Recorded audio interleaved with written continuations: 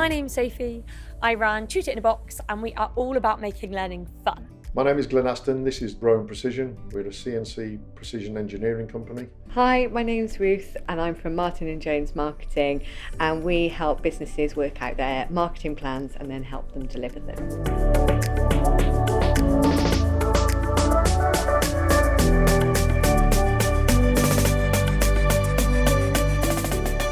I got a call basically just saying they were running this programme. Was I interested? It was a pilot programme.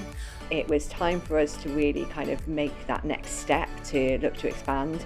I was all for it because it gave us an opportunity to share experiences within that group. So we thought that was something that we really wanted to be involved in. I was interested to see how that could develop. To take advantage of the knowledge of other companies in the area, to build up networks. Learning and development is really, really important for all ages, me included.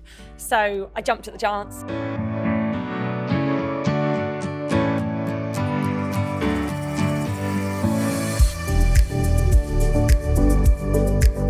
So for me, one of the biggest reservations was the time commitment. So it was quite a big commitment. It was 3 or 4 hours every week or every other week, depending on the format, whether it was weekly sessions or fortnightly sessions.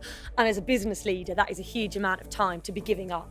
I found it easy because of a previous experience. I was nervous about kind of meeting a group of very successful businesses from the local area, whereas we're quite small in comparison to some of the size of the others on the programme. The first session I was a little apprehensive about whether it would be a good use of my time. I think if people had been a bit reticent and, hang back a little bit, they coached them through that process. But at the end of the session, I was absolutely confident it was, so that was great.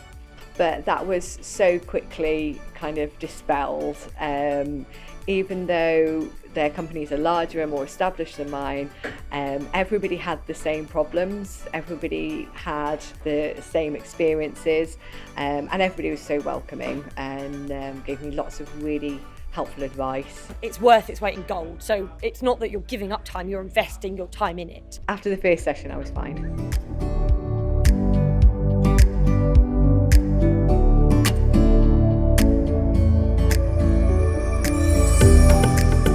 The experience was good. It was a good group. We took away some really, really wonderful experiences. Due to the pandemic, all of our sessions are run online on Zoom. In all honesty, I actually think it works really, really well on Zoom. Each session, it was once a fortnight, there'd be a set target and you would then share your problems or your opportunity with the group. You've got between 8 and 10 businesses there, each in a different setup, each in a different kind of environment, each in a different industry, that have all got their own skills and challenges. But a problem in business is the same problem whether you're selling drawing pins or got a gymnasium, etc., etc. So they were real life, real challenges in business. It wasn't any theory, this is what you could do, or this is what you should do, or this is what we'd suggest. It was really about, hey, I've got this problem, how would you handle it? The responses we got from every single member of the peer-to-peer cohort were different, yet at the same time helpful, insightful. There was no travelling to a venue, you didn't have to get anywhere, you could work literally a minute up to before the meeting and you could start a minute after the meeting. And then the one-to-one sessions that we had with the business mentors as well were fantastic in helping us really drill down and see how we could make all the things that everybody had said in the cohort work within our business. And I've actually done business with one of the people on the group now. He was involved in shirt embroidery, etc. And I've used them now twice and we're about to use them here now. It would be nice to have one session face-to-face. I think it is always really nice to meet people in real life. So it's a shame that there wasn't one face-to-face meeting, but actually having a lot of it on Zoom worked really, really well. So I wonder if in the future, maybe some kind of hybrid situation could capture the best of both worlds.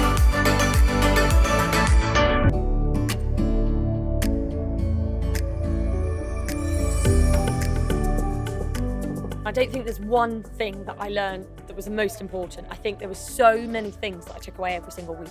To be open and honest and to look for support when I'm trying something new, to really make sure that I open my mind The most important thing that I learned from that problem is that one thing that we have here, we thought that we have a poor conversion rate from enquiries to order. It was down around 23%. I shared that problem with the group. It was dissected and they gave us lots of suggestions and ideas to improve that, which we're now implementing. We're hoping to improve our conversion rate. Just being really honest and open and accepting that help has been fantastic.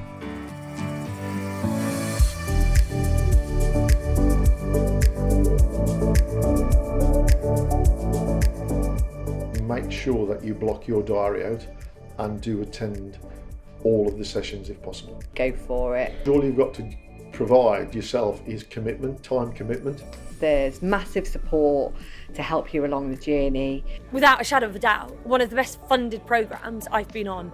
Absolutely incredible. You've got business owners, entrepreneurs willing to share their experiences with you, and you can log into that. You build up relationships with local businesses, you get the experience of other businesses. It was all very, very practical bits that you could use in your business. It's a pity we can't do again. It's invaluable to the expansion of my company. Absolutely, without a shadow of a doubt, 110% recommend it. If you get the chance, go on it.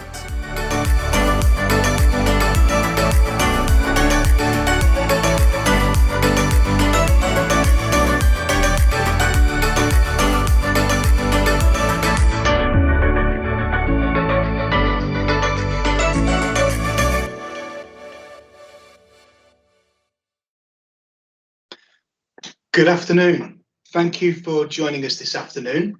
My name's Sean Farnell. I'm going to be your host and facilitator for today's event. I'm a Director of Coventry and Warwickshire Local Enterprise Partnership with specific responsibility for SME businesses. I'm also a partner in a local firm of chartered accountants, and through our business networking group, mentoring group, we were also facilitators and hosts for the peer networking pilots that were run through 2020 into 2021. So thank you for joining us this morning. Promises to be both an informative and an entertaining event where we'll introduce you to the free business support that's available across the West Midlands, and specifically the opportunity that's available to you now with regards to peer networkings. Peer networkings, as I say, followed the successful pilot last year, right through the pandemic, and is designed to help business leaders to address your challenges and to explore opportunities with other fellow business leaders, building your network of support, all facilitated by experienced facilitators who are here to help and guide you. So throughout the event this morning, please feel free to use the chat function if you've got any questions. There will be time for Q&A when we get towards the end, around 1:15 today. So please do leave any questions there. And you should also see on the bottom of your screen a link to register an interest in the peer networkings, which would be a great thing if you could do that this morning as well. So if we just have a look at the agenda, I'll shut up in a moment or two, and then we'll start by introducing you to Phil Peake, who is the Business Development Director at CWLF Growth Hub. Phil will give you an introduction to the work of the Growth Hubs and the help and support that's available locally. We've then got our first case study interview with Eileen Schofield, who is from Schofield and Associates, and is one of the original alumni, if you like, of the peer networks. We then move into our first guest speaker of the morning. That's Piers Linney, who's a serial entrepreneur and former Dragon of BBC's Dragon's Den.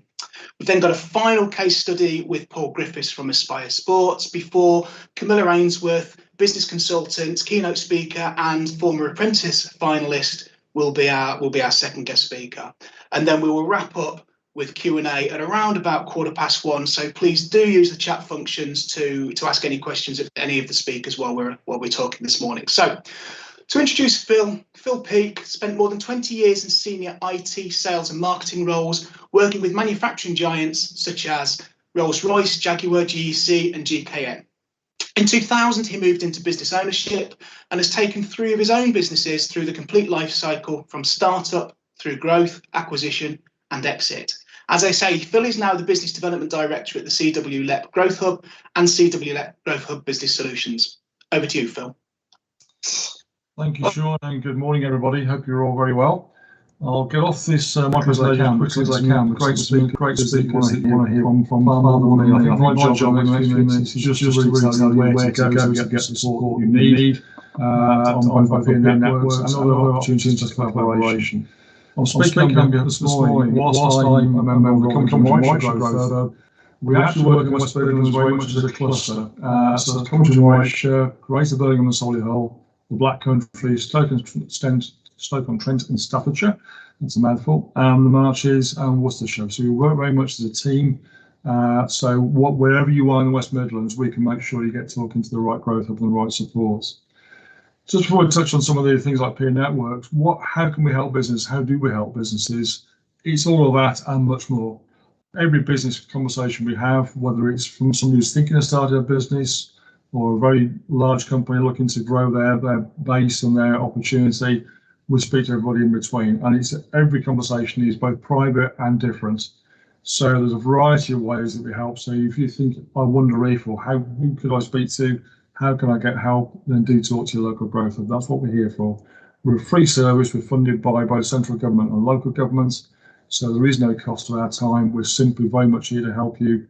And people like myself who have all been in business ownership and business directorship. Peer networks, I'm not going to dwell on this page. I think that's what today's event is all about. Suffice it to say, it's a government funded programme. It's running nationally, but again, we're running it on a regional basis. The pilot phase that Sean referred to, which ran the last few months of last year into the start of this year, was highly successful, had some really strong feedback. So much so that programme is now rolled on for the next 12 months. So it's a great opportunity to collaborate and work with your peers under the guidance of Train Facilitators. So superb programme in our view. Free for you to get involved in. It's simply about your time, but I do encourage you to get involved. You can find details of that on the URL at the bottom there, wngrowthhubs.co.uk. That covers all the 6 growth hubs I've just mentioned. And as well as the Peer Networks programme, there's a fantastic programme for manufacturing business called May Smarter that's just been launched, all around digital adoption. And there's still support around EU exit. Obviously, some of the ramifications of us leaving the EU are still rattling on. We're here to help you through this period. Also, what we can help you with is to get involved in the Find It Network. It's a great way to collaborate and connect with your peers and actually look for opportunity. The Find It Network has got over 90,000 businesses across the Find It Network, across the West Midlands. And so far, over the last 12 to 18 months, something like 25 to 30 billion pounds of opportunity has gone through that. It's a free service to enrol and register for, so do encourage you to get involved on that as well. That's it, Sean. I just wanted to just cover those 3 key points there, but I think back to you. Lovely. Thank you, Phil. That's great. Thank you very much. And I would reiterate Phil's message. If you are looking for help and support, please do contact your local growth hub anywhere across the West Midlands. They are there for you. They're all business people who've been there and done that, and it is completely free of charge. So just before I move on to our first case study interview of this morning, just again a reminder that you've got the link at the bottom of your screen to register an interest in the peer networks. Please do use that link sometime this morning.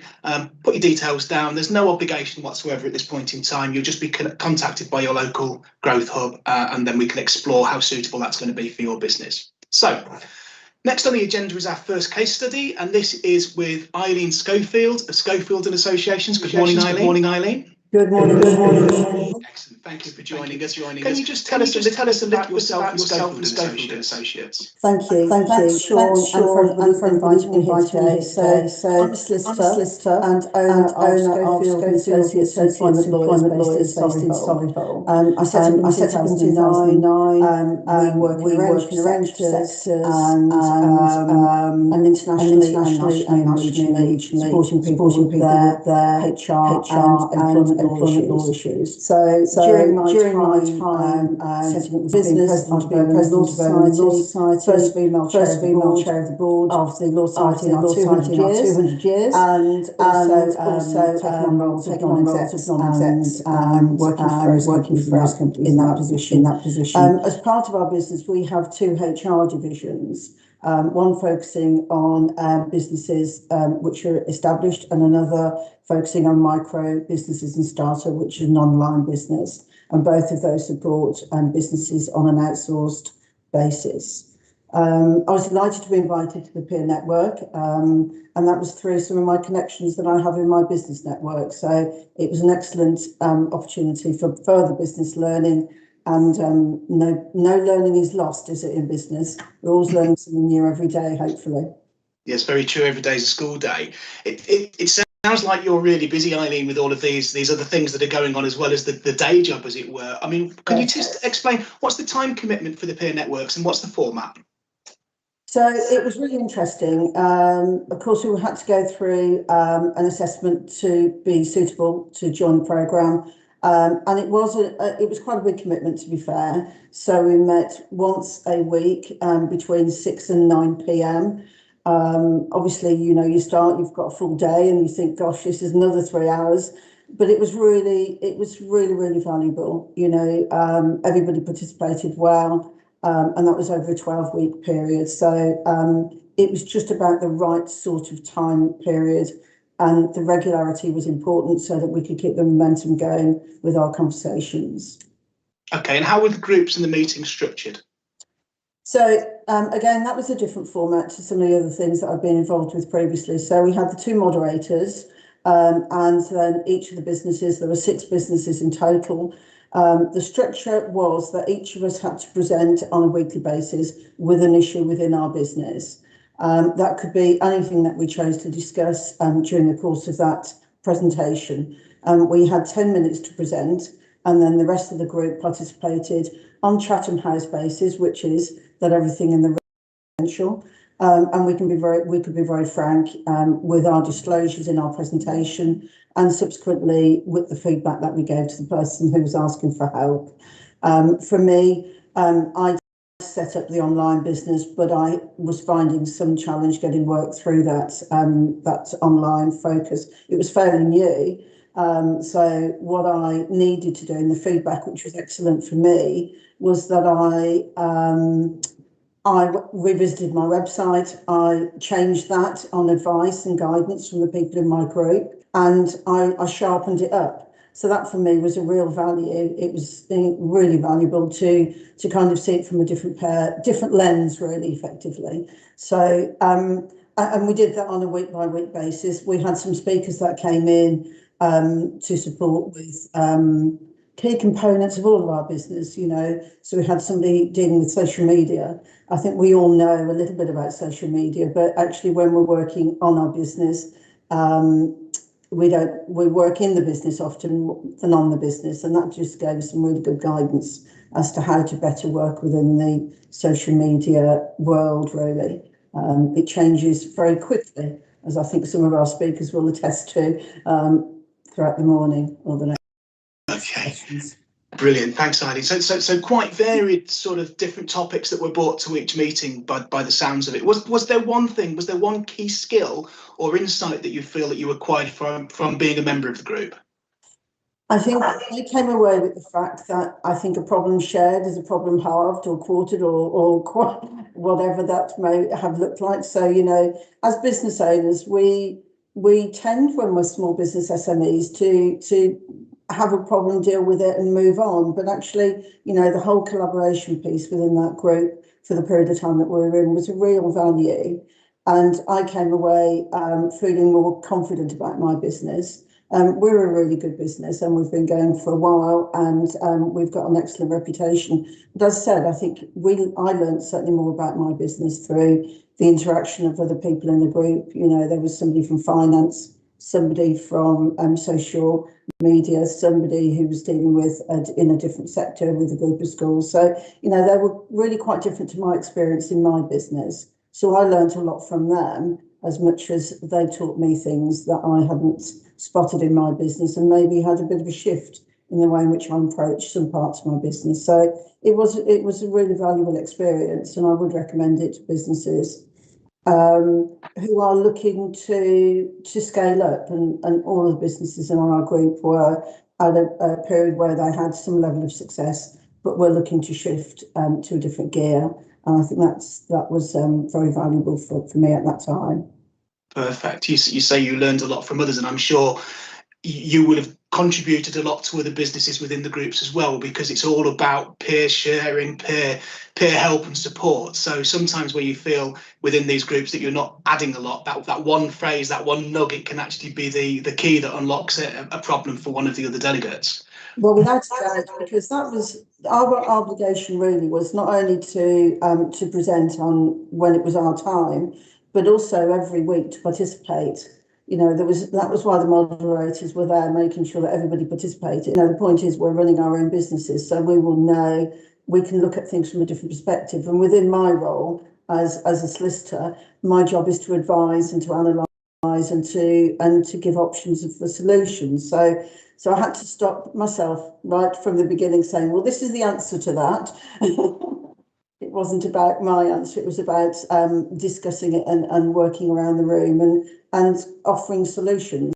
Obviously, it's down to the business owner to embrace those solutions and to decide what best outcome they wanted to achieve from the issue that they raised at the meeting. So no, it was very collaborative and, as I say, within a safe environment. So it didn't go anywhere else.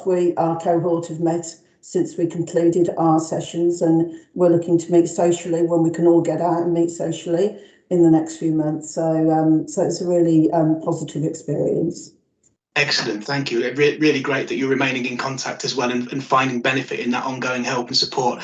One final question for you, Eileen, because we do have to move on.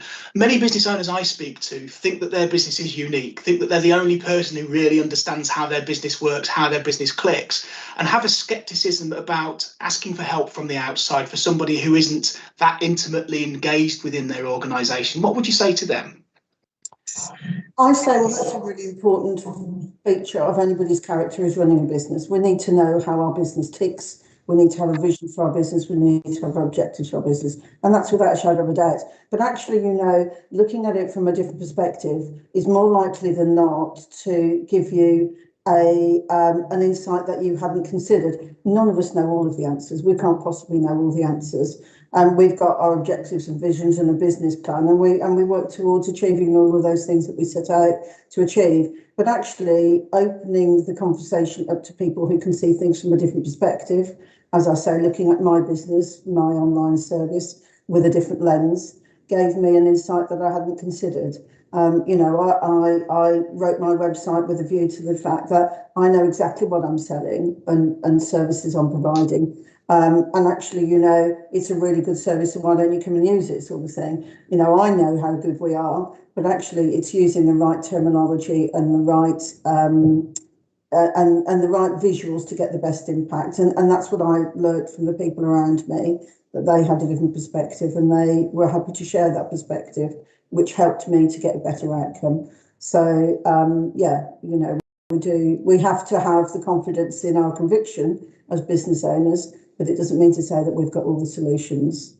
Perfect, thank you. And just to summarise, Eileen, would you recommend businesses join the peer networks? Oh, absolutely. It's you need to go through the rigour of an assessment. You need to be the right business at the right stage in your development and growth. But participating in the programme is really effective. And if you go in there with an open mind and happy to share and participate properly and fully, then I think you're going to come out a much stronger business. Excellent. Thank you very much. Thank you for taking the time to be with us this morning. Really appreciate it. No problem at all. Thank you. So.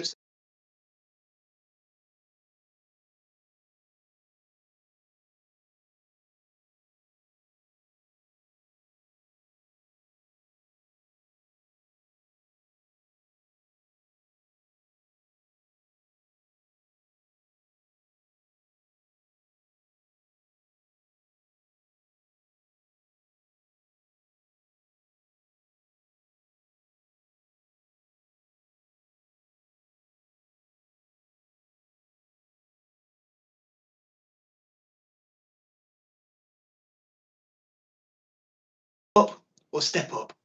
Fortunately, Piers chose the latter and has since gone on to forge an epic career investing in co-founding ventures in tech and communication sectors. Piers is the visionary behind the #startup and #scaleup projects, An award-winning entrepreneur is now transforming his influential career into implementable advice for aspiring SMEs. Piers has kindly agreed to be with us this morning and share his thoughts. So over to you, Piers. Good morning. Thanks for having me. I said when I first met you, I'm from Stoke, and you said, "Yeah, we know. That's why we invited you." So I was actually born in North Staff, so I'm from the area. It's good to see Camilla as well, who I know quite well. I haven't seen you for a while. So I think Eileen, it was quite interesting listening to the case study as well. So I thought I've made some notes on that too. So what I'm going to do is sort of share some, I think experiences best to give you some insights as well, because obviously a lot of this I've thought about, and I kind of built a lot of my businesses and where I am today really based on networking and the power of networks as well. And it's really important to understand how they can add value to your business, to your own life actually, because let's face it, you can't really put a piece of paper between our businesses and our own personal lives these days.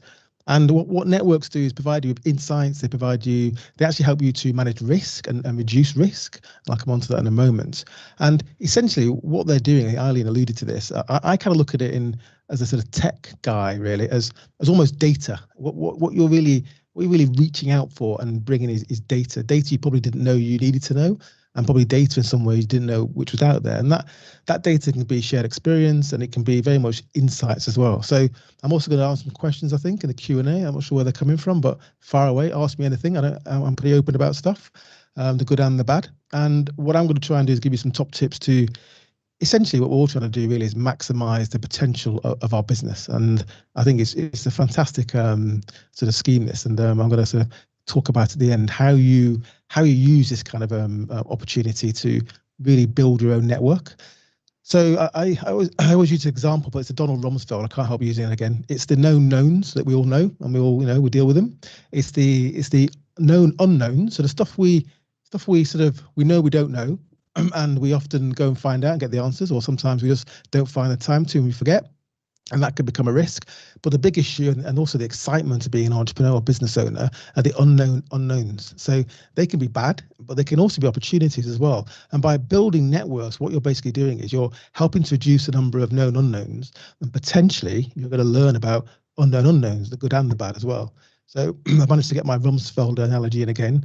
I think it works quite well. So I think if you set the scene, it's very, very hard in business these days to keep up.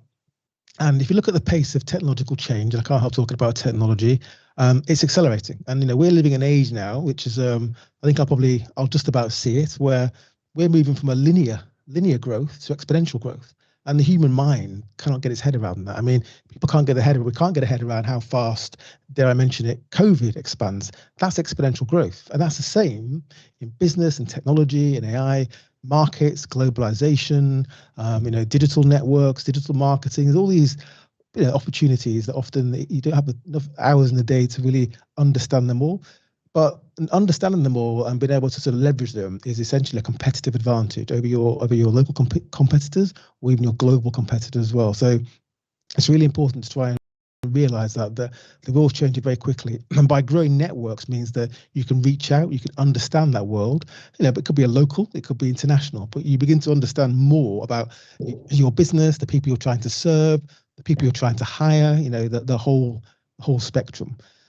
And there are also opportunities out there that exist that you just you've got a finite amount of resources. How far can you take your business with those resources, and how far can you take it with new resources? But there are opportunities out there that you probably don't understand. It's interesting hearing Eileen, who's a lawyer, I'm a lawyer as well, talking about her online. I didn't quite understand exactly what it was, but she's talking about with a law firm, and we're online, and they've made that decision to invest in that and move online. And she's learning from people that probably aren't lawyers, but they have people with similar businesses, with similar dynamics, similar customers, similar profiles, and similar ways of delivering services. Don't think that because they're not a lawyer like you are, whatever you do, they won't understand your business. Business at the end of the day is business. It's a P&L. There's customers. There's a margin to make. There's managing all the admin expense in the middle, and hopefully you can make a profit out of it as well. So we'll come on to that as well, about a problem shared is a problem sort of halved as well. So let's talk about my background. So my background is I'm actually a lawyer by training, and I was an investment banker as well. Now, I talk a lot about social capital, and networking is essentially social capital. Some people are very lucky. They're very natural networkers, or they're born with it because they come from a particular place. Some people aren't quite that lucky. So I grew up in Lancashire, Stoke-on-Trent, and I moved to Lancashire. And I had limited social capital. When I said I wanted to go into business, people said to me, become an accountant. And that was kind of the advice I got, basically, which wasn't particularly the great advice. So I sort of thought, well, what do I do? So I kind of took it upon myself, and I did this naturally. It wasn't something anyone really taught me. It was to network, and network some more.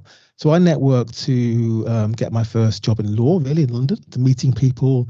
Someone said to me, I was meeting the right people. This law firm's looking for trainees. I managed to get in there. I struggled to get into investment banking, so I was networking. I met somebody that said, oh, this guy might be able to help you, and that kind of long story, I can't do it now. I ended up working for BTW and then Credit Suisse. So and what happened over time is, and that was kind of my professional life until about 2000.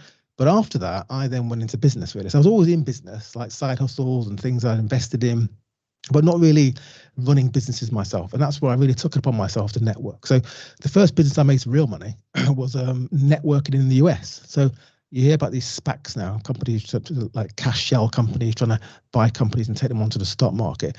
I was trying to do one of those in 2004. So I went off to Manhattan, believe it or not, with my little suitcase, built a website that looked like Goldman Sachs.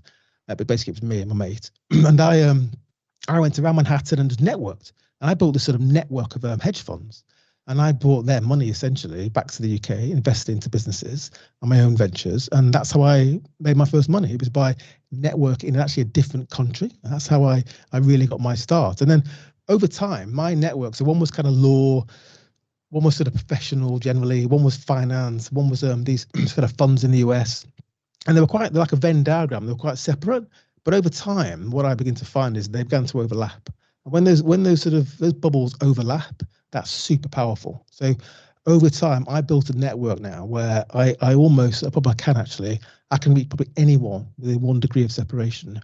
Joe Biden, the Queen, ministers, you name it. And I'm probably one person removed from almost anybody on earth that I'd actually need to talk to. Excuse me. So, people I've worked with, people I've met socially, and I was always aware that I wasn't sort of, I was really aware that, who's this person? I wasn't sort of brutal about it and annoying. You got to understand that human relationships, have to be a two-way street. So it's fine, meeting somebody and saying, it's like when I was a young lad, you'd meet some girls and someone would say, "Oh, what's your mate called?" That's really annoying. So why? So what you try to do in business really is to meet people, find out who they know, but actually you've got to add some value. Why do you want to know them? People don't like to introduce you to people. They don't really know much about you. So you've got to work at it. I'll come on to that at the end as well. So I basically have just starting a new business, and I'll tell you about the power of networking. I'm quite lucky in a way, because if I send someone an email, they tend to answer it. But it wasn't always like that. So all my businesses were built around network, and especially when it came to raising money. So when you look at raising money, especially sort of not venture to some extent, but also angel, that absolutely is about networking. It's about meeting somebody who invest, talking to them, talking to who they know, and sort of expanding that network. And fundraising really, especially if you're looking for sort of angel investors, is essentially about networking. Now, there are some angel networks. These are kind of I've tried to synthesize that process for you. But we're looking at helping small businesses embrace technology. And I kind of started out with an idea, and I managed to go and talk to some big suppliers and do a deal with them. But essentially, it was kind of like, okay, what happens now? So I asked some people, saying, do you know anybody from this sector? Because I know enough about it, but I'm not a specialist. And they said, yeah, talk to this chap. And the third person I met actually used to be on the board of Telefonica O2, and he was a friend of a friend. And he became my chairman. So literally, the first phone call, he's called Martin. He said, I love it. How can I help you? And he became my chairman. So he basically said, okay. So we started working together. I developed the plan. And then I was kind of like, well, I need some people that could help me do the engineering. So through Martin, he introduced me to some other people he'd worked with. And actually, almost my whole senior leadership team, this new business, has been sort of derived from that relationship with Martin and people that he knew. And then what I've now done is raise some finance into the business. And I've got this about 10, 15 investors now, and they come from the sector as well. So now I'm talking to my investors saying, look, can you get me into this room? Do you know this person? What can you do? Tell me about your network and explain it to me. I understand it, I assimilate it. And through that, I've been able to, and this is the power of networks. What I've been able to do is hire people, find my chairman essentially, isolate, find and close investors. And what that allows me to do is that basically accelerate my ability to execute. And that's what networks do. That's the power of it. So without my sort of existing networks and my willingness and ability to network, it would have probably slowed me down by 6 to 9 months. And as we all know, any technology startup, that's a lifetime basically. So, Motorbox, my business is essentially that everyone in the business is new. There's one chap who used to work with me and don't need to network with him. I've got his phone number and he's joining me, but everybody else, literally, about 10 people involved now, I found very quickly through my network or my network's network. And that's how it works. So I often talk about, this is about scaling up. The kind of companies that I'm hopefully talking to here, you're at that stage where, you've got a product, you've got some revenue, you've got customers, you want to grow. And if you look at the Scale Up Institute research, scale ups, and there's about 36,000 of scale ups who are they can see in terms of the numbers. I think there's many more than that. I think, OECD definition is quite narrow. There's 36, I think there's probably 100,000 scale ups. So I always say that, I've got some videos about scaling up, my 5 factors. And basically what I talk about is planning, operations, people, technology, and finance. So if you look at each one of those actually and work out how does a network help you? Because what is that when it comes to planning, going back to my Donald's Rumsfeld analogy, you don't know what you don't know. So when you're trying to look at new opportunities and write a plan to take your stakeholders with you, how do you do that? And the idea is to reach out, talk to your customers, talk to your network, and develop that plan. And then the next one is operations. So when you're trying to build a business, and Eileen was saying this, you don't always know how to structure your operations to be as efficient and as productive as possible. And if it's not efficient and productive, then it's going to slow you down. It's going to cost you more money. It's going to slow down your speed of execution as well. So operations, again, is somewhere where there are many, many people that might not run a business like yours, but they understand operations. So if you can talk to those people, they can really, really help you. People, I've alluded to my Moblox example, where hiring good people is hard. And, you can automatically go and talk to headhunters. I'm sure there's someone watching this. But at the end of the day, I've hired most people through networks. So these are people I know I've worked with. They kind of vouch for them almost. So that kind of reduces that risk, that kind of potential revolving door you get when you're trying to find new people and bring new people in, we're all aware of. So finding people is really about network. And I don't mean going onto digital networks and sending someone a message and hoping they respond to you. I'm not talking about that. I'm talking about actually talking to people, getting out there and pounding the pavement and actually building relationships. Technology is the other one, is where technology is this explosion of technology you can use in your business. And, the data shows it's built into the industrial strategy that UK SMEs are not using technology. This is what my new business is about, not unplugging it, but they're not using it because they don't understand their options. They don't understand what they should be using and what's the most effective, efficient and relevant for their business. So why don't you go and find out? Ask people that have a business with a similar dynamics, similar sales and marketing needs, for example, and talk about what do they use, why do they use it, what works, and that will help you procure the best solution for your business a lot faster and hopefully save some money in the process. And the big one, so I'm actually on the board of British Business Bank as well. So just to give you an idea, we went from 8 billion to 90 billion over the last 18 months, supporting small businesses.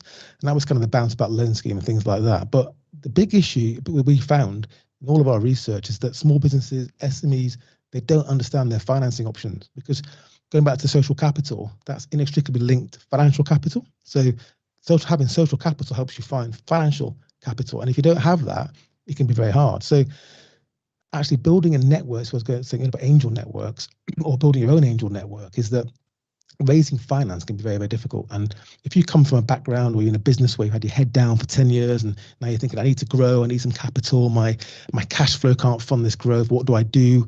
That's where you need to reach out. That's where you need to network as well. And raising finance is a big, big part of it as well, because not getting that right could be a fundamental issue to your business and your growth plans as well. And I'll add another one, number 6, which is sales and marketing. Huge. So if you want to grow, How do you grow? Are you going to do more of the same? Are you going to acquire businesses? Are you going to look out for things that are on the cheap because they're struggling? New products, new markets, new territories, and all these things. As Arlene was saying, that there's nothing. My mum always said this to me. There's nothing new under the sun. So whatever you think you're struggling with, whatever problem you think you've got, whatever you're sitting there thinking, oh no, I'm going to work this out. There is somebody within arm's reach almost, especially using networks like this, that will have the answer for you, that has experienced it, that can actually help you get over that hurdle as well. So, and then the last thing I'm going to talk about really is building your network. So it's, the world's changed, technologies helps you, but again, you can't rely on sending people in emails on digital platforms. It doesn't work like that. And having a shiny logo, the peer network is the kind of thing you should be getting involved in. But it's work. This is not something where you sign up, you put your email address in a box, and suddenly your inbox is full of people who want to help you with all these insights I've been talking about. It's taken me, I don't look it, but I'm 50 now. So the only upside to that was getting a vaccine early. So I'm 50 now, and I'm still working on my flipping network. It's still not fully formed, and I'm aware of that, and my new business has proven that as well. So the point is, it's work. And Eileen said this as well. I'm glad Eileen was before me, actually. So Eileen said, a problem shares, a problem halved, but also you've got to get out of your business and start looking at around you. Hopefully you've got people in the business that can keep the lights on, stop the wheels from falling off, so you can get out there and actually look at opportunities. And networking is not about biz dev, sales and marketing. People get bored of that very quickly. You might find a biz dev opportunity or a sales opportunity or a marketing opportunity on the way, but don't knock on people's doors trying to flog them stuff. That's what a salesperson does. You as the boss, the CEO, whatever you are, but MD, whatever you call yourself, your part of your job is to get out and look out ahead, stand on the bow of your ship, literally, and look at what's out there and plan to get from where you are, A, to that point you're looking at, which is point B. So there is some work involved. You've got to step out and take some time and make some time to get out of your business and network as well. And what things like the peer network do is give you a head start. Simple as that. You don't have to sort of think, well, how do I do it? How do I start? How do I find a mentor? How do I go about this? What should I be looking for? What is it that I don't know? What are my unknown unknowns? This gives you a head start, and that can be a huge advantage as well. And again, as I said before, when you're trying to build networks, make sure you can't always do this, but make sure it's a two-way street. And when you're building relationships, and this is why digital platforms are a bit limited. People do business with people. People like to network with people, meet people, and go out for dinner with people or lunch, whatever you want to do. And what you're building is a personal relationship, and they only work really, we all know this, if it's a two-way street. So think about when you're approaching somebody, what can you do for them? It might not be then, it might not be next week, it might be in a year's time, but remember your network. And this is what I do all the time. I will talk to somebody and I'll say, oh, you know what, my friend could talk to this person. And I will then email them or call them and say, you two, I'll do this email like once a day, you two should talk. And that's value. And they'll remember you that for that introduction. And that's about building value and embedding value into your network so that people remember you, basically. So I'm going to wrap it up now. And then you ask some questions. So what this is really about is data. It's about accessing as much data as you possibly can and bringing it in and understanding it and assimilating it. And I always say, and the last point I'll finish on this, is that I always believe that the best people to talk to about running a business, seeking advice, seeking insights, are people, believe it or not, it might sound strange, that run businesses, entrepreneurs, people like you, because they've got the scars and they might not understand the answer, but they might know somebody who has, and they might say, you know what, I've got the same problem. Let's work together on this to find a solution. And working together with a team, well, not a team really, but working together in this kind of through these networks can really add a huge amount of value. So I'm going to leave it there. So my call to action, which is obviously, is to join the peer network. These things are really powerful. If it's something you're not aware of, if it's something where you're sitting there worrying about you've got a problem, don't. Share it. It is a problem halved if you share it. Engage with the network and use it, and I'll give you that head start you need. I hope that was helpful. Brilliant. Thank you, Piers. Thank you. Helpful in extreme. The power of networks comes over really loud and clear, and the passion that you have when you're talking about that and how that's helped you in your business as well will hopefully help to inspire some of the people who are with us this afternoon. Social capital helps find financial capital, sort of stuck in my mind. I am an accountant, Piers, so I did follow that advice, unlike I've got accounting degrees. I'm halfway. I'm halfway. I will let you up. That's fine. That's fine. So brilliant. Thank you. Thank you. As Piers said, do use the link on the bottom of the screen this morning. Register for the Peer Network and take advantage of this head start, as Piers said, to help you run your business better, help you solve those problems. Somebody, you guarantee, absolutely guarantee, you will talk to somebody who's had exactly the same issue that you've had and have found a way around it and potentially saving you hours, weeks, months, possibly even years of turmoil as a result. So thank you once again for that. So just before we move on, if you can, any questions for any of our speakers this morning, just pop them into the chat on the right hand side of your screen there, and we'll cover off as many of those as we have time for later on. So our second case study interview is with Paul Griffiths. Paul is our director of sports. Paul, thank you for joining us today. No problem. Thank you for being invited along. Excellent, thank you. So would you like to just introduce yourself and introduce the business briefly? Yeah, absolutely. I think, I'm not sure how many people know, but the world has literally stopped moving. Nothing to do with the pandemic, but there's a physical inactivity epidemic that's been getting worse in the last decade, the last 3 years in particular. And Aspire exists to change that. So we engage children and young people in physical activity in 3 distinct ways.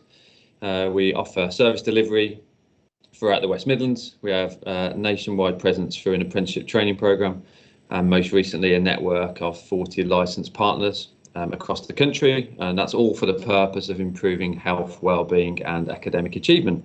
We're based in North Birmingham. Our team is 42 strong. I have 16 years business ownership experience. Day to day at Aspire, I focus on our strategic growth, head up our business development, build relationships with key partners both inside and outside our sector. Okay, fantastic. So can you just tell us, just give us a little bit of background as to why and how you got involved with the peer networks? Yeah, I've always been somebody that's realises the impact of investing in your own development. You know, as soon as finishing university, I'm not someone that just it comes natural to me. I need that support. I need that extra support there to help drive things forward. A bit of motivation, maybe. So yeah, never kind of standing still with things like this. So I'm always on the lookout for opportunities for either myself or people in our team. And yeah, saw this. I think it was probably maybe lockdown 1, maybe when I first came across it. See something different. And going back to what Piers has just said, actually, and understanding the importance of learning from other sectors. That's something that's really hit home in the last couple of years. So yeah, give it a go, because typically when it comes to things like this and programs like this, there's no surprise that rarely will I come across somebody who runs a similar business to what we do, because it's very different. So yeah, just being open and ready to take things on board and listen to other people in other businesses. Fantastic, thank you. And what business challenges has the programme helped you to overcome? And alongside that, has it helped you to recognise any new opportunities? Yeah, when it comes to problems, Sean, I think the biggest one when I joined was, I think when the pandemic hit, like for most business owners, I don't want to harp on about this too much because everyone's in the same position, but you know, it kind of really hit home that you can't put all your eggs in one basket. You've got to make sure your business is secure in terms of risk management and things like that. And it also made me realise that I ended up being pulled back into the business probably too much in the last couple of years. So what Peer Networks has helped me do, the first from a personal perspective, was to really focus on leadership again and spend more time on developing that strategic role within the business and taking time out for myself. And then in terms of opportunities that have come from the network, just lots of nice people that are happy to listen to me waffle on maybe too much at times, or answer questions that I might have or problems that we've had within the business. And also I suppose it's given me confidence as well, because you know, there's doing what we do. There's not many people, again, as I've said, that do what we do. So whether it's a solicitor's firm, a training company, who have a headache, and I think, yeah, we've been there, done that. It's a completely different sector, but I think I can add value to it. and then the feedback comes back as it's helped, it's been useful. It certainly gives me a lot more confidence as well as a business leader. Yeah, I think sometimes it can be very lonely, can't it, at the top running a business? You don't have that support network naturally. Yeah, absolutely. I think in terms of accountability as well, I think that's something that's very important. All business owners are very busy people, families as well on top, and the rest of the stuff that goes on in our lives. It's just having that accountability, and I've always tried to have a mentor of some description throughout the last 10 years. Typically, over the last 18 months, I didn't. So the peer network has really helped from that perspective, as well as actually saying, well, when we meet every couple of weeks, I am going to commit to this and I will do it. And I did. So, yeah, it's helped. Great. OK, super. So how have your connections, the new connections from your group, supported you? And importantly, do you see this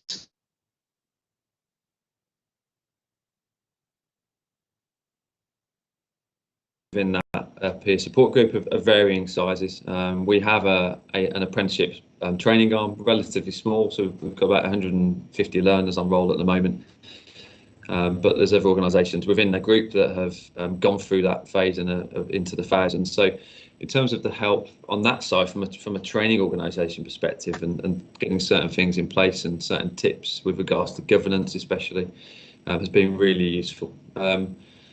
At the moment, I've continued my relationship with the lead mentor group. John has been great. It's been really good. Kept in touch, and maybe looking at doing more with him through that in the future. So yeah, it's been really helpful. Okay, great. And can you just tell us a bit more about what sort of things were discussed in the group? Obviously, not sharing any confidences.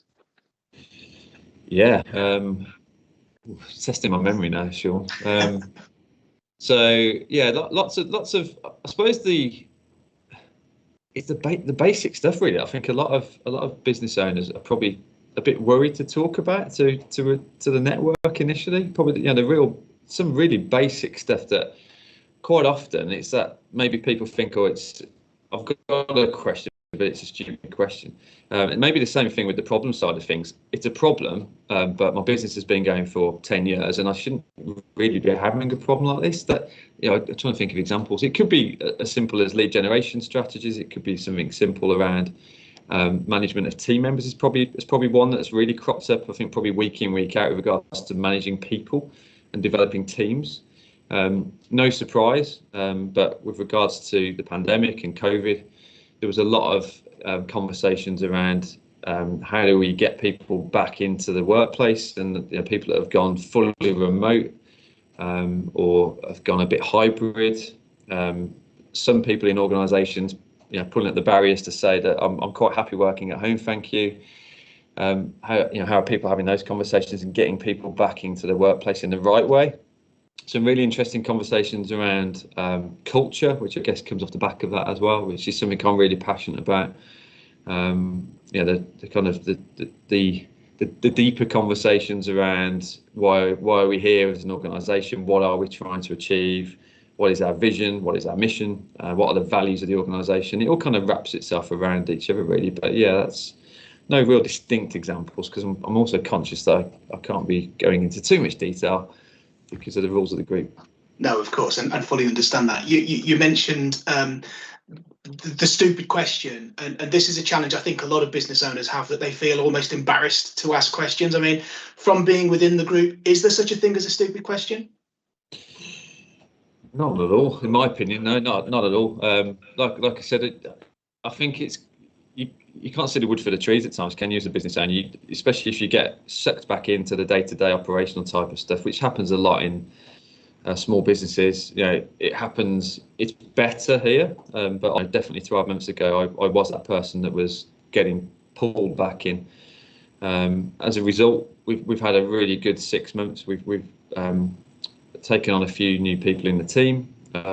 One of which, actually going back to what Piers was saying, and the whole networking thing, and we've developed this licensed network of partners around the country, and that's organisations that do what we do all the way up Manchester, Newcastle, down to Southampton and London. That's given us huge confidence, and it's made us realise actually it's opened the doors to so many things, and one of them is one of I believe is one of the top people in our industry that I connected with about 4 months ago.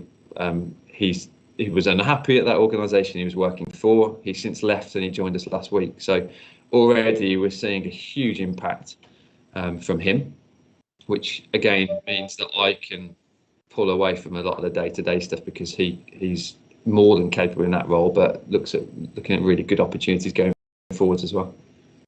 Fantastic, and that really emphasises Piers' point about the power of networks. And talking to people that talk to people. So that's really useful. My final question for you then Paul, is what would you say to anyone who was maybe a little unsure about joining the programme? I think it's quite straightforward. Just get on with it. Sign up. There's a mentor of mine. It's really simple thing a few years ago. Whenever it came to making decisions, it just said there's 2 questions you need to ask yourself. What's the best thing that can happen and what's the worst thing that can happen? And it's probably best to do that in a different order. But in terms of what's the worst thing that can happen, it's probably looking at your time. You've got to commit to this, but it's only probably half a day every couple of weeks. In terms of, that's probably the worst thing that can happen is you lose a bit of time in your day. In terms of what's the best thing that can happen, the number of positive factors completely outweigh the negatives with regards to building your networks, talking to people that you may not have even had considerations of talking to help support and grow your business, enhancing your knowledge, your leadership skills, your capabilities around various skills that it takes to run a business. Just get on with it, sign up. Thoroughly recommend the program. It's been really good. Brilliant, thank you, Paul. So as Paul says, just sign up. Thanks for taking your time to be with us again this morning, Paul. Really appreciate that. If you do want to sign up, you've got the link at the bottom of your screen there. Please just click the link.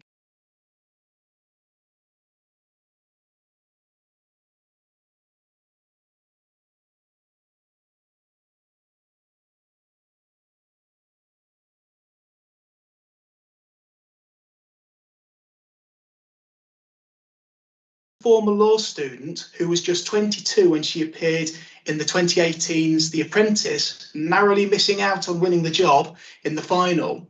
Her dairy-free drinks brand, Milk Plus, caught the eye of the CEO of Holland & Barrett, and she went ahead to launch the grab-and-go dairy alternative into 645 of their stores, where it continues to sell out. Alongside this, Milk Plus is in the top 10 best-selling drinks in the UK on Amazon, and it was the first dairy-free alternative product to be made available to patients, visitors and staff at NHS hospitals throughout the UK. Camilla was recently listed in the top 10 women to watch list of 2020 by Forbes and has huge plans for the business this year, including an exciting new product range and multiple retail listings. Camilla, it's a pleasure to have you with us this morning.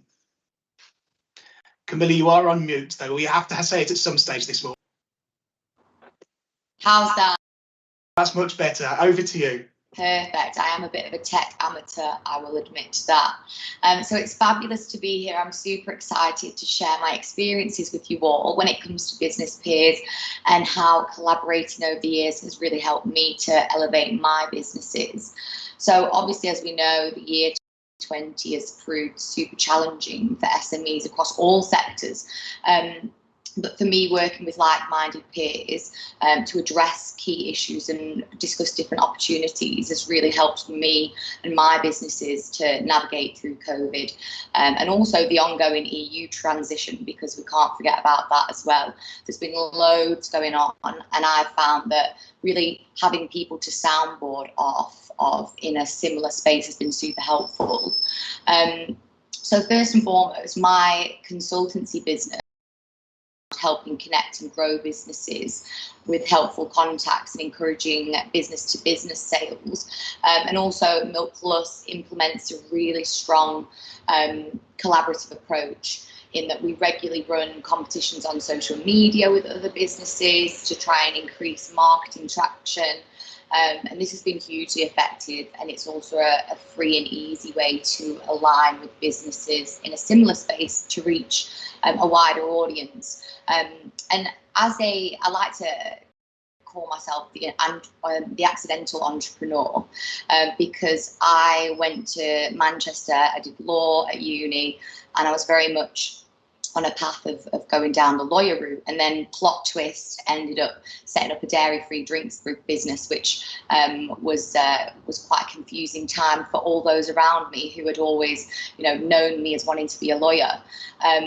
So obviously when I started Milk Plus, I didn't actually have any experience other than a business studies A-level, which I don't know whether anyone else has actually done business studies at A-level, but instead of learning about kind of applied business, you're kind of learning about like the definition of entrepreneur, which is pretty pointless in my opinion. So I was thrown in at the deep end, and I just had to learn as I was going, which I think is one of my biggest pieces of advice that I give to any of my consultancy clients. Don't wait until you're perfect to start. You get started first and get perfect later, and that's what I did with Milk Plus. I was just learning on the job, making mistakes, being quite naive, but I do think that a bit of naivety in business at the start goes a long way because you kind of don't overthink things. So it was quite a difficult experience setting up Milk Plus with no real business knowledge per se, but having people around me to network with really helped to keep me on track and to stop me becoming overwhelmed. And I think, like Eileen and Piers have said, a problem shared is a problem halved, and I massively believe that. So ever since the conception of both of my businesses, I've always kept the notion of, your network is your net worth in the forefront of my mind. And in the business realm, it's so important to connect with people that inspire you. I think it's really important to realise that the amount of mental agility and resilience needed to be a business owner is, it's huge. And I don't know whether I was quite prepared for how much resilience is truly needed for starting a business. But it is quite scary. So yeah, I think that, as John Ron said, you become the average of the 5 people you surround yourself with, and this is something that I'd love to implore a lot of you to think about now. Who's in your top 5? Could they be improved? Do you maybe need to do a bit of a cull? Like recently, I have really jumbled up my top 5 and tried to align myself with people that are on the same path as me. You don't always want to be the smartest person in the room, because that's not how you grow, and that's what I've always said to myself. Try and be in situations and in rooms and having conversations with people where you're being tested, where people are maybe using phrases, using strategies that you don't understand and you have to ask about, and just really act as a human sponge. That's what I think I've done for the past 25 years, and it's really served me well, learning from people around you. And that's why I think that this initiative is such an amazing thing to get involved in, especially being a free resource. It's almost like, why wouldn't you? I was actually a member of the GC Business Hub in Lancashire, which is close to my family home, which I was super hesitant to join. I'll admit, I'll hold my hands up, because as I'm sure a lot of you will feel, being an entrepreneur, you are quite time poor. However, they really do connect you with people who not only inspire you, but help rally around you when mistakes happen. And mistakes do happen.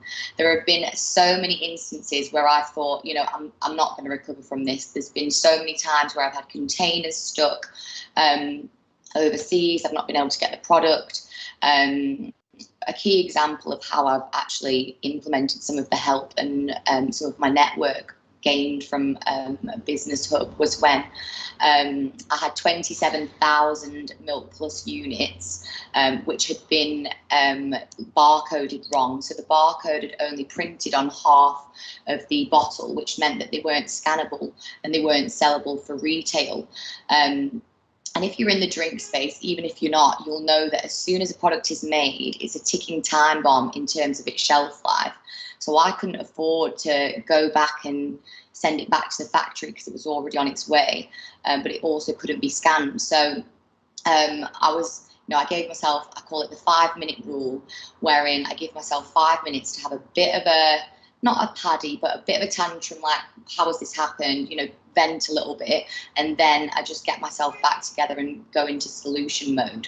And I actually met someone through the growth hubs who could help in actually putting sticker barcodes onto the bottles, 27,000 units, may I add, and helped me to rally a team to stick on these barcodes, which meant that my retail deal with Holland & Barrett was salvaged. So it did age me a good 15 years, that experience, but it's just so interesting to see that, I've met someone that could help me in such a catastrophic instance. And I do think that, a lot of people, when you're first starting, there's a lot of doubters. There might be a lot of doubters in your network, in your immediate networks, your friends and your family. And that's why it's quite important to look wider and take your blinkers off and realise that there are people in the same situation as you. And once I realised that maybe your friends and family are there for, maybe they're not there as your inspiration. Maybe you need to get that from somewhere else, from wider, and you can pick and choose different elements that you get from people on your course. And really, when I joined the growth hubs, obviously I was like, oh, I don't have time for that. But you make time for what's important. And as business owners, surely running your business is what's important. So I just had to kind of the whole I don't have time notion, and just had to get stuck in, and I'm really, really glad that I did. So I just thought I would run through a few of my best tips for high performance habits, because this is something I get asked all the time, and I'm not claiming to be I still procrastinate, I'm still human, but these habits are things that have helped me when running my businesses, and they've helped me stay healthy at the same time, because with a healthy diet, it's not just about and staying healthy in terms of looking after yourself. It's not just about what you eat, it's about what you consume in terms of TV and news. So it's important to have quite a well-rounded self-care routine as an entrepreneur, because I know for the first 2.5 years, I was very involved in the hustle culture, wherein it's sleep when you're dead. It was a really, really toxic space for me to be in, where I was just getting up at 6 a.m, working till 9 p.m, really let slip in terms of family relationships, personal relationships. And now I feel like I've recalibrated quite a lot over lockdown, and found a routine that suits me. So if I can help and share what's helped me with others, then I'd be happy with that. So over lockdown, and this is lockdown 1.0, I know we've had a few now, so I lose track, but the first ever lockdown, I was really struggling with staying focused with healthy eating, with staying focused with productivity, and just streamlining all my processes. So I came up with this mini plan, which all stems from research that I've done from books. I'm a self-confessed bookworm. I absolutely love reading and looking into how we can better ourselves. So I plucked together 7 disciplines that you could do consecutively over a 30-day period, and I called it Pathway to Prime, and I did a video explaining all of the principles, and I'm just going to quickly run through the 7 things that really work for me, and you don't have to do it for the 30 days. You can maybe try tomorrow to just do the 7 things and see how you feel after doing them, but it does get really addictive. And I think they say, I can't remember the exact number, but it takes something like 22 days to form a habit. And I think as business owners, it's really important to have a strong set of habits if you're going to have the longevity to not burn out. So if you are interested in the Pathway to Prime principles, I've got lots of information and sheets where you can actually print them off and tick them for the 30-day calendar. What I do say is that if you say you get to day 5 and you've done all 7 disciplines for 5 days, but then on the 6th day you don't do them all, you have to start from 1. So it's very, very difficult to actually get to 30. I've only done it once, and actually I put it on social media, and loads of people said, you know, this is exactly what I've needed, a bit of accountability, we're all doing it together. Had all these like worksheets done that were really fun and reminded you of the principles. But we all started together, and actually there was about 7 people who made it to 30 before me. So, you know, I failed my own plan at first, and that might happen. But if you don't try, you'll never know. So it's a good thing to get your teeth stuck into. And I did it for me and thought, you know what, I'll extend it and see whether it helps anyone else. And I have actually had a lot of people that have said that it's really helped them get through lockdown and post-lockdown. So the 7 high performance habits as seen on Pathway to Prime, which is, to remind you, 7 disciplines for 30 days. So number 1 is morning affirmations. So I know what you're probably thinking, you know, I don't have time for that, but it literally can be as simple as saying, you know, I will let go of this, I will focus on, and I am grateful for. And that's all you have to say or write down. You can take it further and write it in a journal if you want, but it's just really simple. And that was something that was researched by Neil Pasricha. And he's got some really great information surrounding those 3 principles. So that's number 1. Number 2, 5 portions of fruit and veg a day. That's something that I really, really struggled with. Number 3, so 45 minutes of exercise. It can be a walk, it can be taking your dog out, it can be swimming, running, whatever. Drink 3 litres of water is number 4. Super difficult. Make sure you're near a toilet, because goodness me, 3 litres is quite a lot. I probably was drinking about 3 millimetres genuinely before I started this plan. So yeah. And then number 5 is read 10 pages of a book. I absolutely love reading. I find that it's really good to switch off before a long day. It can be fact or fiction. I've not been too strict with that one. Number 6 is complete an act of kindness. So there's loads of research in the space about how being kind to others actually best rewards us as a person. So although you're doing a selfless thing by doing something kind, you're actually being inherently selfish, because it makes you feel very good about yourself. So I don't know if you've ever done something for someone, or held a door, or helped someone that's a little bit elderly with their shopping. You just feel really good about yourself, and it helps to put you in a good mood and to realign you for the day. So that's number 6. And then number 7, the last one, I'm aware I've absolutely speeded through these, but I can always provide a link to the video where I explain a little bit more, is put your phone on airplane mode an hour minimum before bed. So I know not everyone can put it on complete airplane mode because of commitments. You might need to have your phone on you, but if you can try and do it an hour or 2 before bed. I try and turn mine off at about 9 o'clock, but I am 25 going on 95. I go to bed at 9:30, so it's a bit easier for me. And there's been so many studies that have been linked to turning your phone off before bed, because it really does help promote that deep REM sleep, which contributes to cognitive function, and it also contributes to your life expectancy. So who doesn't want to be Peter Pan and live forever? Get your phone turned off, people. So they're the 7 principles, and you do it over 30 days. So if anyone is going to try and do it tomorrow, I do it like intermittently. They've become second nature to me now. So it's less of a plan and more of a lifestyle. And it's just been something that's like really, really helped for me to stay on track with looking after myself. So yeah, that's Pathway to Prime in a nutshell. I just wanted to quickly go through a few points as well that have also helped me with staying on track. And these main points are, so I do a thing called an opportunity hour.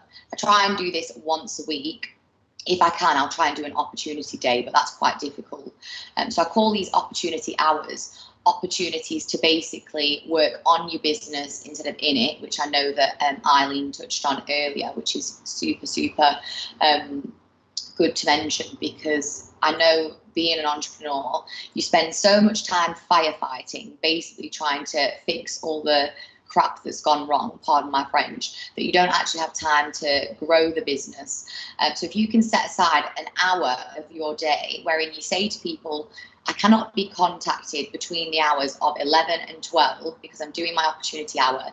You do a brain dump, you get out a flip chart from Amazon, they're about 20 quid, and you do like just scribble down loads of ideas that you've got where you're uninterrupted, and you do a deep dive. And that for me has been a game changer. And once you start doing it once, you start to actually plan them into your weeks going forward, and start to get, you'd be like, a Wednesday afternoon, sorry, I can't do that, I've got my opportunity hour. And let people laugh at your opportunity hours, because I have been laughed at for my opportunity hours, but now people have started to catch on, and they really are super effective. So my top tips for startups and scale-ups too, if you watch The Apprentice, obviously don't say yoo-hoo to an interviewer or when entering an important meeting, because I made, not that it's a mistake, because these days a bit of personality goes a long way, but if you didn't watch The Apprentice, then just type it on YouTube, yoo-hoo interview video. And I was 22 at the time. I had no corporate experience whatsoever. Thought I was going to be fired on week 1, so I wore all my best clothes in the first week, and went into one of the most important interviews of my life. And instead of saying good afternoon, which I fully planned on doing, the nerves got the better of me, and I walked in and said yoo-hoo to Claude Littner, who's Lord Sugar's aide. So that was delightful, but it's memorable, and I will never live it down. So that would be my advice, to obviously gauge the tone of an interview, or if you're going into a meeting. But also on the same, in the same kind of sentence, don't ever try and dull your personality. If that's what you want to be, just true to yourself. And I would say that I was, albeit very goofily. So another one of my top tips is to take advantage of free resources. So this business network opportunity is a huge opportunity, and it's completely free, which I think is absolutely amazing. So really do be a yes man / woman when it comes to these business opportunities. Say yes, figure out how to make it work later. If your schedule is super limiting, see if you can, attend an hour or here and there. Just little bits taken from different sectors are really going to help to accumulate and build up your knowledge base and your network. I'd also say use the free resources in terms of social media. Like Piers said, you have to invest in marketing, but in the early days you don't actually have the money to invest in marketing often. So use the tools like Instagram tap to shop features.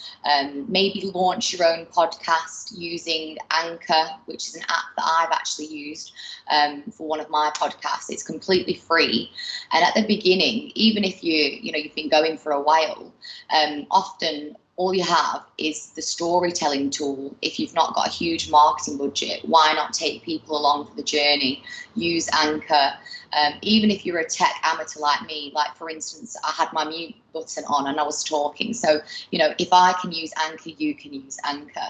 And, having a story behind your brand these days is so important, because people want to know who the founder is. They want to know what your backstory is, and it can often be the differentiator as to why someone will pick your business as opposed to go with someone else's business. And another of my top tips is that you have to believe that there's space for you, because there is, the word and the phrase saturated market is enough to instill fear in the heart of any entrepreneur. But I do think that if you flip it around, saturated markets and also competition can be a really good thing, because number one, it means that there's clearly a sign of demand there. It also forces you to be ahead of the curve and prevents you being complacency, because that is one thing that I will say from the outset: complacency kills. Like if I was to get anything tattooed on me, I'd probably get complacency kills, because it really does.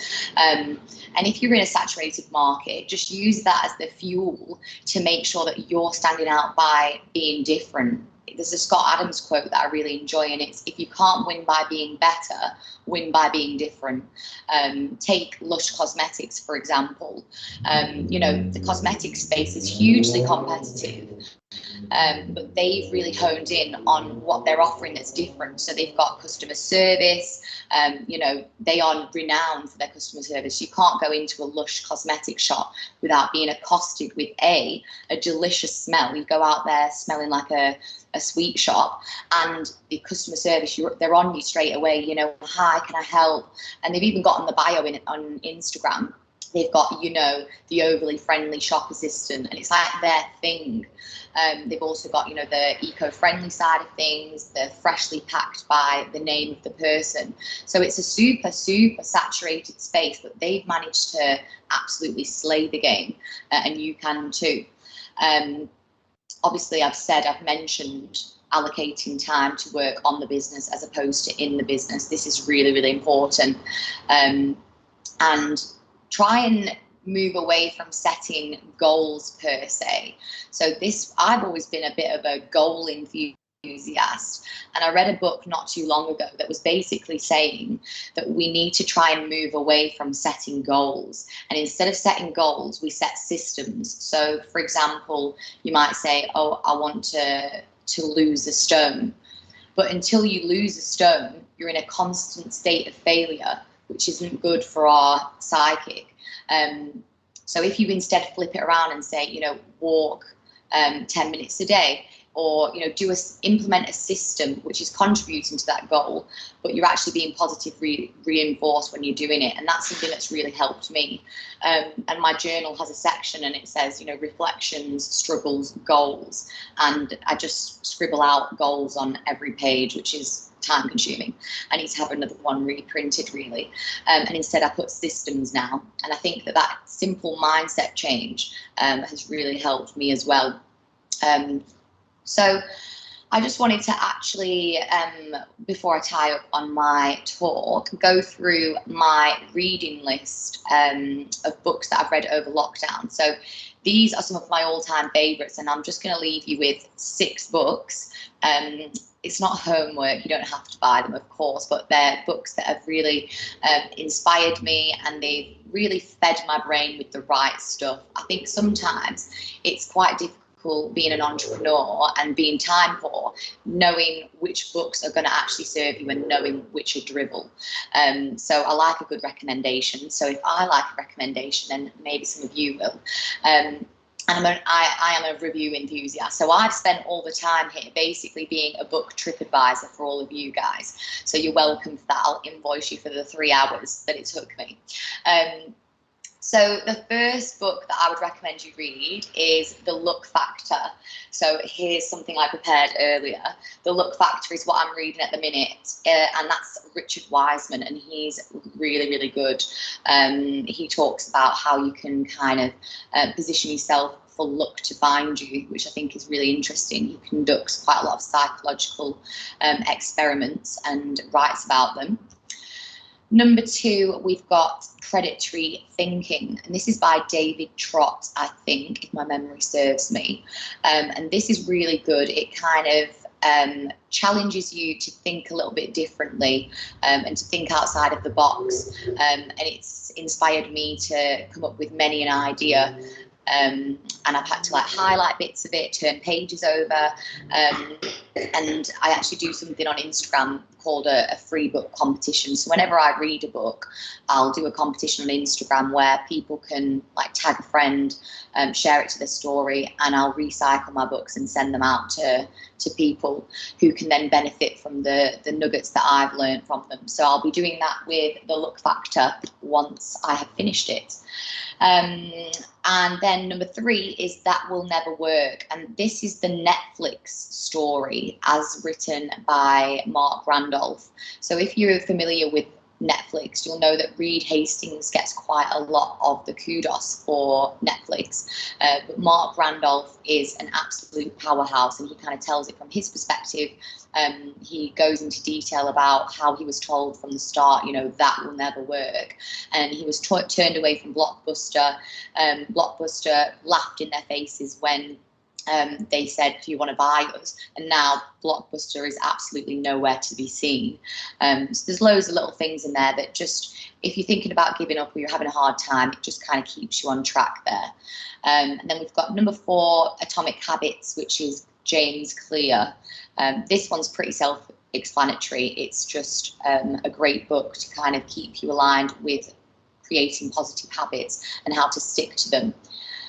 Number 5, the 22 Immutable Laws of Marketing. This, I'm told by a close friend, the Huel founder, Julian Hearn, he told me that I didn't need to bother with doing a marketing degree if I read this book. So instead of spending £27,000 on a marketing degree, why not spend $9.99 on this book? I think this is Jack Trout, and I can't remember the other guy's name. I hate to be the one that I forgot. I feel bad for that. But yeah, this is a really good book. It's a little bit dated, but the principles are still the same. And then finally, I've written Shoe Dog, which is the Nike founder story. I sometimes think you just can't go wrong with the founder story. It's a really, really good book. And maybe when you're all in your peer networks and you've joined up, you can read these books and do a little bit of a book club within it and just discuss all the principles that you've learned from them. But again, just act as a sponge. You know, if you can take 10% from each of those books, then I see that as a win, because you're 10% more well equipped than you were before. So I'm just going to leave you with a quote from, I think it was the Netflix book, which really stuck with me. And that's from Nolan Bushnell, who's the co-founder of Atari. And he said, everyone who has taken a shower has had an idea, but it's the people who get out of the shower, towel off, and do something about it that make the difference. So you guys are the people making the difference, and make sure you enjoy the journey. And I hope that lots of you seize this opportunity and sign up. Thank you very much, everyone. Hope that was insightful. Thank you, Camilla. That was excellent. Some really great nuggets of advice in there, and I particularly liked. You know, you become the average of the people you surround yourself with, and you should be a human sponge. And why not? I just love the quote. Why not? It's free. Take advantage of free resources. So I really do appreciate that. Thank you. So anyone who's listening, who's watching this morning, please do use the shortcuts on the bottom of your application currently. If you do that, you will be contacted by your local growth hub, and they will obviously explain the process in more detail to you. So we've got about 10 minutes left this morning for some Q&A. So what I thought I would do is, on the back of Camilla's talk, I thought I was ask the other three speakers this morning. So we're going to mute yourselves first of all, please, guys, because there's nothing worse than waiting for somebody who's muted. Camilla said if she had one business motto tattooed on her, it would be complacency kills. What would yours be? And I'm going to go around the screen in clockwise order as I see you. So, Paul, you're in the spotlight first. Yeah, thanks for that. Oh, geez, put me on the spot. It's not a motto at all, but for me, it just comes down to the hard work. It's all about hard work, and make sure it's the right work, obviously. But I don't have a motto as such. But yeah, for me, it's all about committing and putting the graft in. So maybe do the right work would be yours. Yeah. Super. Piers. I was going to say the checks in the post, but my ex-chairman was Sir Ken Alissa, who's an all Lieutenant of Greater London, and he's actually got a coat of arms. On his coat of arms, it says, "Do well, do good," and that's it. Nice one. Yeah, smashing. Thank you. And Eileen. Well, I love yours, Camilla. I hate people who are complacent. So I kind of also like people to be inquisitive. Maybe that's my sector. So be inquisitive and be bold. be inquisitive and be bold. That's two, Eileen. That's obviously one on each arm. Well, we've got two arms. Fair point. Okay, fantastic. Thank you. I think a common theme of all of the presentations this morning was obviously use the power of networks, use other people's help, advice, intelligence. Don't be afraid to ask stupid questions.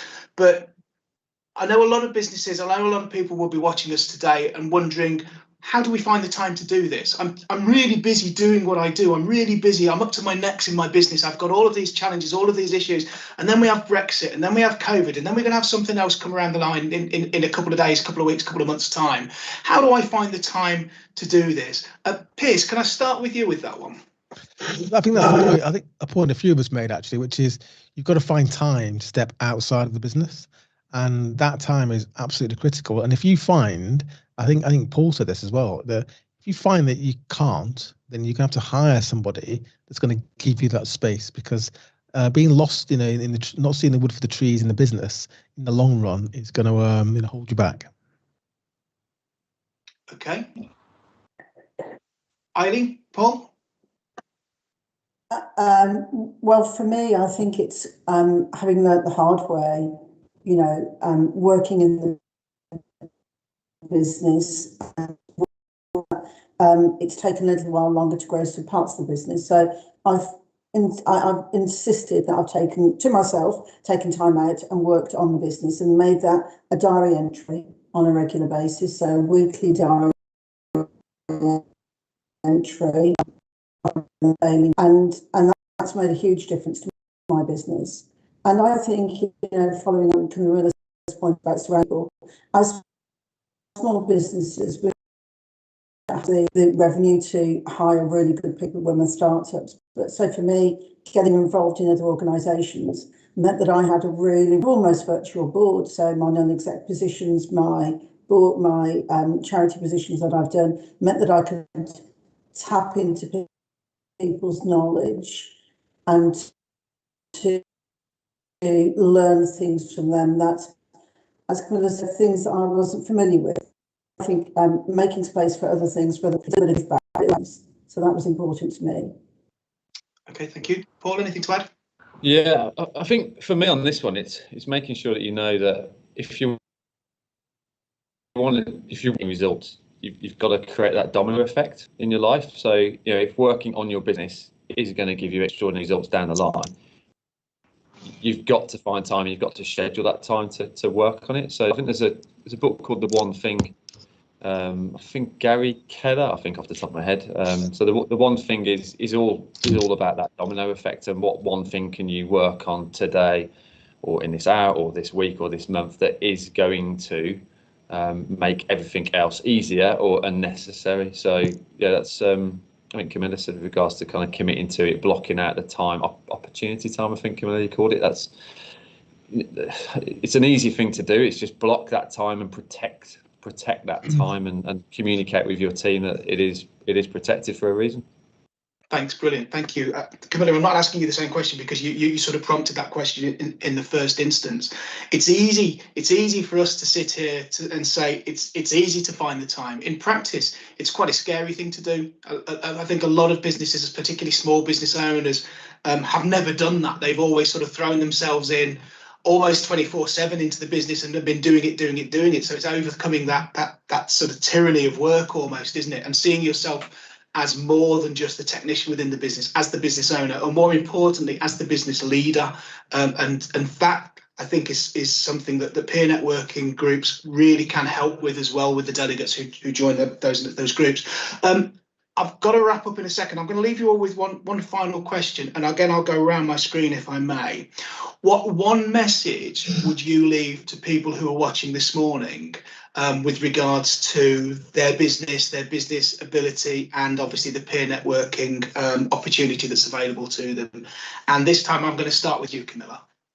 I would say that you're going to feel fear, but you've got to feel the fear and do it anyway. Now you might feel fear about taking the plunge and joining the growth hubs. But you've just got to take the plunge and, you know, be a yes man, like I said, / woman, and just say yes to as many opportunities as you can. Say yes, figure out how to make it work later.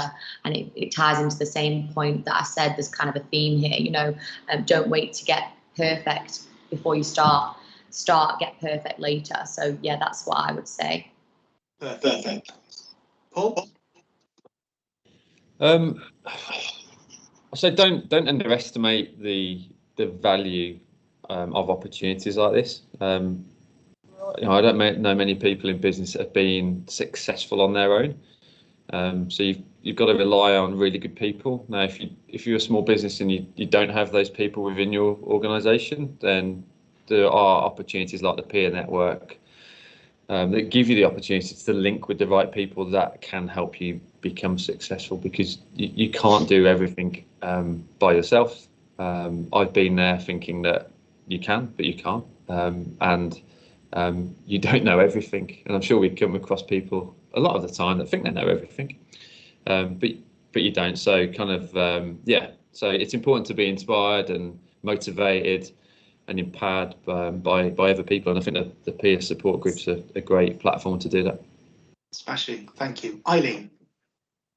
Well, I never intended to start a law firm when I was practicing law for a large corporate firm, but an opportunity arose, and I thought I would take the chance. At the beginning of my journey, I spoke with Digby Jones just at an event, and I asked him for some tips and guidance as to how I might want to start the business. And he said, if you've got skills and a good idea, and you're going to succeed. And for me, you know, we have to believe in the skills that we've got. We have to have the tenacity to drive through and to push forward. You know, we present in a way that people buy into who we are. So being a decent person, being a generous person in business, I think is really, really important.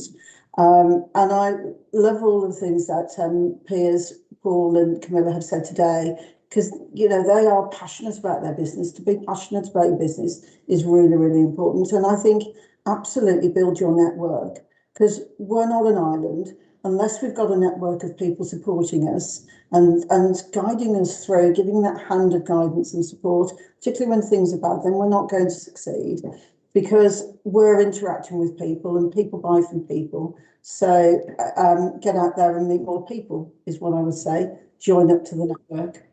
Okay, smashing. Thank you very much. And last but by no means least, Piers. So, you know, networking used to be very local. It was your local kind of club essentially, and that's global. So networking is absolutely, it's incredibly powerful, and it is part of your job basically. So you'll find that if you network, you'll be a better leader, which is something I think Paul mentioned as well.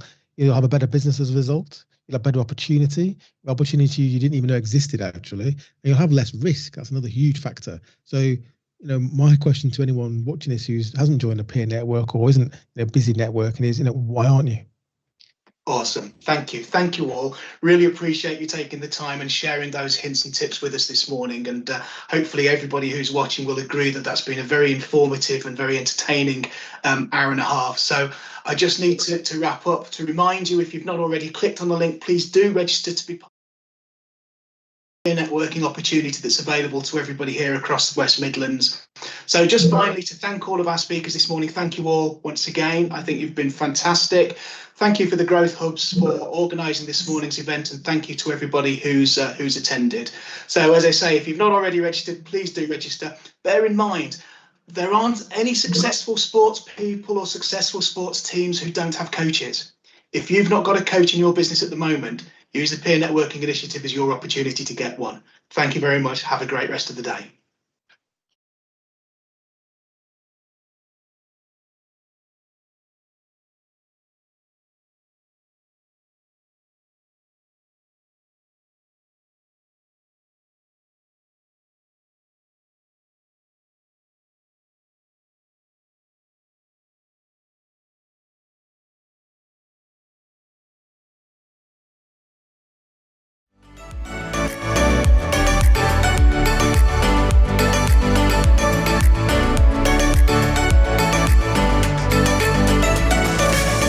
My name is Glenn Aston. This is Rowan Precision. We're a CNC precision engineering company.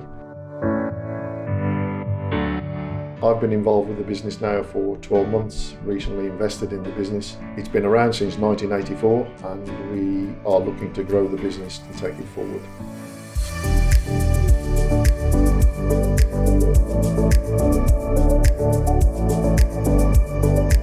When the LEP suggested this to me, I was all for it because it gave us an opportunity to share experiences within that group. So I was interested to see how that could develop.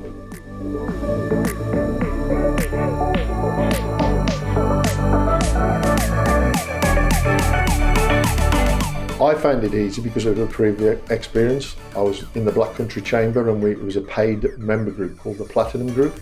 So I was fairly open and ready to go with it. It was managed very well by Chai and Jamie. They had individual chats with us outside of the group situation.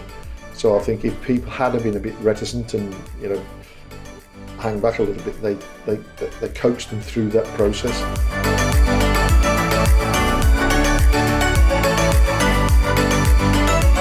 The experience was good. It was a good group.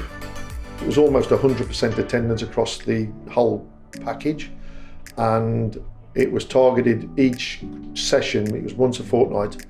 There'd be a set target, and you would then share your problems or your opportunity with the group, and then the group would ask questions, and they would have chats amongst themselves and give you suggestions on how you took that forward. None of us competed. It was a diverse range of people.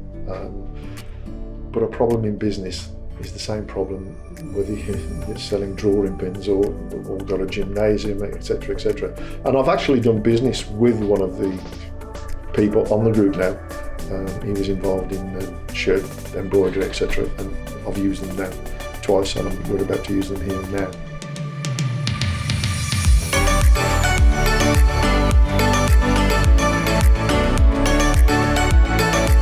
The most important thing that I learned from that program is that one thing that we have here, we thought that we have a poor conversion rate from enquiries to order. It was down around 23%. I shared that problem with the group. It was dissected and they gave us lots of suggestions and ideas to improve that, which we're now implementing. We get a contact name, we make contact with the people inquiring. We open a new account form with them as soon as we do, so it's preempting any delays there going forward, and we're going to follow up with those. So we're hoping to improve our conversion rate. We also found we had some tire kickers, which we've got rid of, and we no longer quote for those people. So it was beneficial.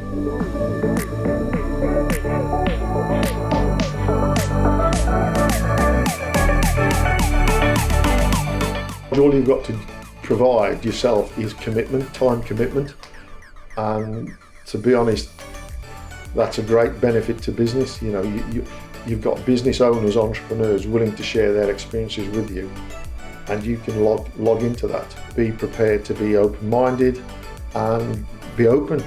Share your business experiences. It's not just solving your problems, it's helping solve other people's problems that you may have incurred during your business process. So be open, and one of the most important thing is make sure that you block your diary out and do attend all of the sessions if possible, because I learned something about other things that I wasn't sharing because it wasn't a problem to me, but it gave me ideas on how we could do something better here. It's a pity we can't do again. We do have a parent company above Rowan Precision called Stand Trade, and I've almost thought about enrolling to see if I can do it through Stand Trade because it is beneficial.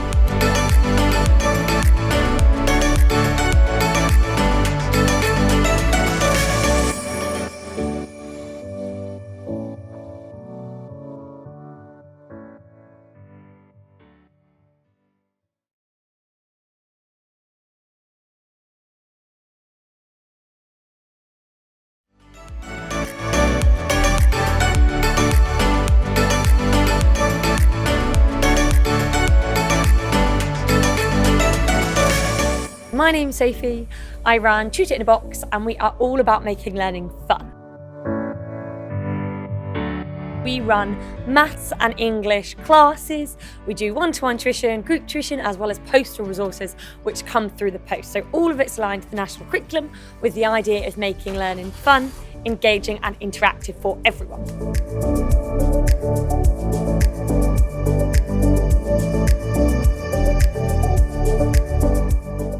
We'd been running as a company for about 6 months before we were on the programme. Previously, I was registered as a sole trader. I got a call basically just saying they were running this programme. Was I interested? It was a pilot programme. I think learning and development is really, really important for all ages, me included. So I jumped at the chance. Didn't really know what to expect, didn't really know what it involved, but I agreed to give it a go and participate in the pilot.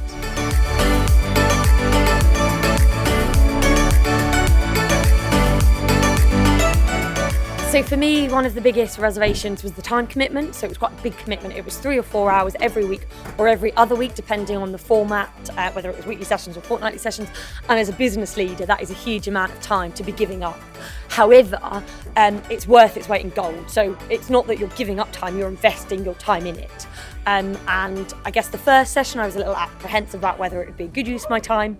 But at the end of the session, I was absolutely confident it was. So that was great.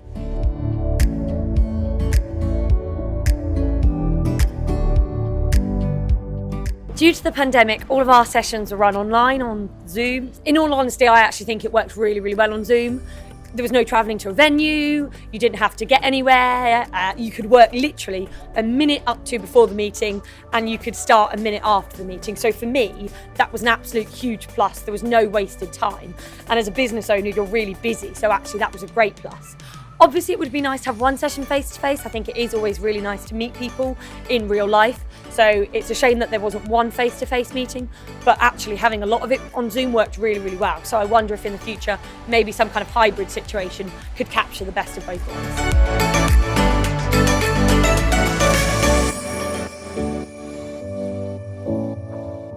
I don't think there's one thing that I learned that was the most important. I think there were so many things that I took away every single week. So the format of it is really, really well set up. So the idea that you've got between 8 and 10 businesses there, each in a different setup, each in a different kind of environment, each in a different industry, that have all got their own skills and challenges. And for me, that was so, so interesting.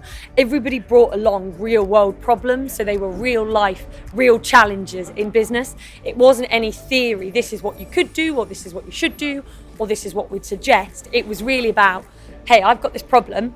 How would you handle it, or how would you solve it? And for me, although I brought a problem along in one of the weeks, it was all the other weeks listening to other people's problems and challenges and thinking how they tackle it that I found really, really valuable.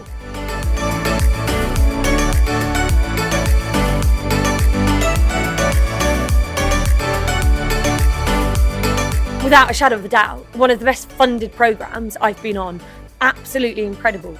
It was no kind of airy-fairy theory. It was all very, very practical bits that you could use in your business. So from day one, I got lots and lots of tangible bits, ideas I needed to implement, bits I needed to follow up. So absolutely, without a shadow of a doubt, 110% recommend it. If you get the chance, go on it.